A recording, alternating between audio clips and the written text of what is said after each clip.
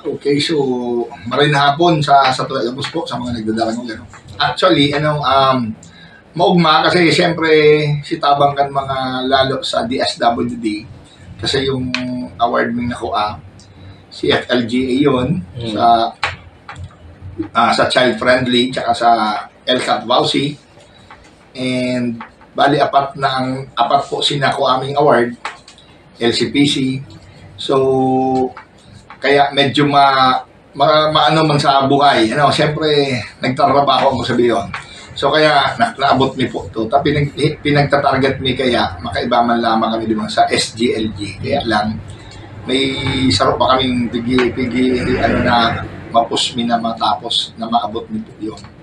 So sana maabot mi so SGLG taarog kang magaraw. Ang magaraw po pag-abot sa matibay si magaraw. Talagang SGLG po yun lagi.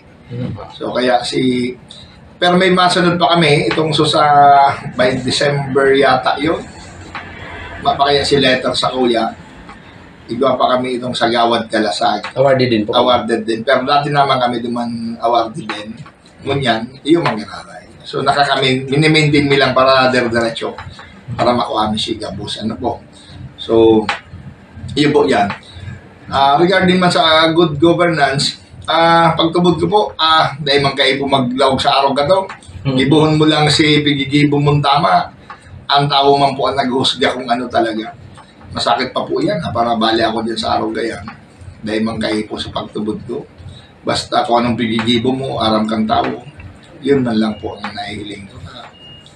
Mas maray na basta nagibo kang tama na yun. Dagos may manpiga, Pigibo talaga agabos na sa mo advice ng DILG, dapat mangyarari. So, kaya sa tamang pa din yan, kaso dati ng DILG din, si Ma'am Miles, and yako naman sa mga yan, si Sir Joel. So, padagos may pong Pigibo sa mga dapat dito para maabot ni si SDLG din.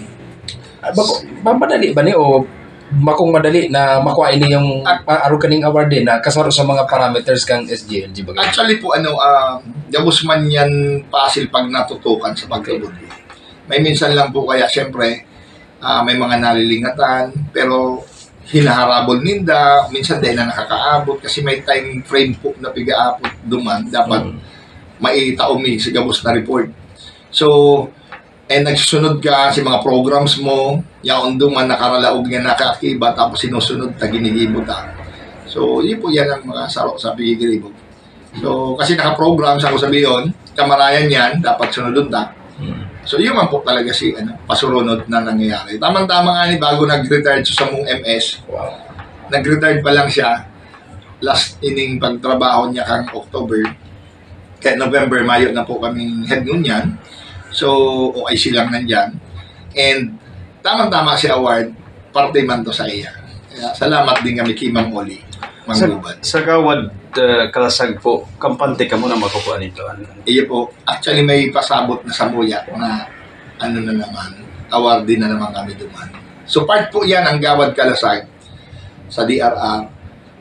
Part po yan kang SGLG, dapat pasado ka din doon. So, pag nagkaparasa mo yan, saro yan kasi may puntos po na bigaapon. Duman sinda nagihiling ng bago. Anong bigbasihan sa imo tabi na yan? Sa Kalasag? Anong bigbasihan? Si mga report yang sa MDRR. So, gamos pong reporting, papeles, dapat kompleto, attachment, dapat yaraon to. Kasi may minsan si attachment maayo, yan ang nagiging problema. Kaya iba, nalilingatan yan. So sa muya, ang sa mundi matibay man. Kaya porsigido siya permi.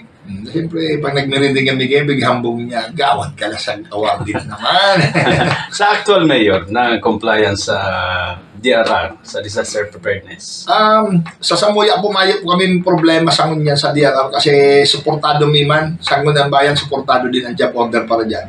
Kasi takulong kami job order para po dyan sa DRR, napigigibo, like pag may calamity, may bagyo, aksidente, 24/7 po ang serbisyo. Bakit araw po kanibang munisipyo, nalilangon ko, ang sabi ninda, volunteer. So pag volunteer po, masakit din yan. Paano kung may emergency mayo si volunteer?